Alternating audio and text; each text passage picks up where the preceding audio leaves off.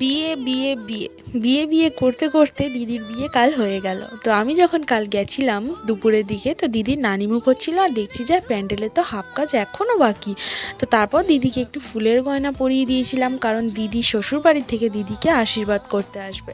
তো দেখো দিদির মুখে পুরো স্পট পড়ে গেছে, বিয়ের কত একটা টেনশন থাকে না। তো তারপর আমি সন্ধেবেলা বিয়ে বাড়িতে চলে গেলাম, আর গিয়ে দেখছি দিদিরা এত মালা বদল করছে। আর মালা বদল করার পর দিদিরা না একটু ফটোশ্যুট করে নিচ্ছিল। আর এই ফটোশ্যুটের পর কিন্তু দিদিদের বরণ করছিল। আর বরণটা কিন্তু বাঙালির একটা সব থেকে ফেমাস একটা জিনিস।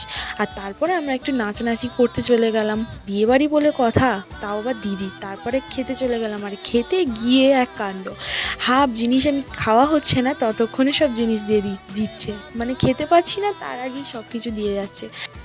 আর বাকি সব লং ভিডিওতে আমি শেয়ার করে দেবো, ততক্ষণ তোমরা সাবস্ক্রাইব করে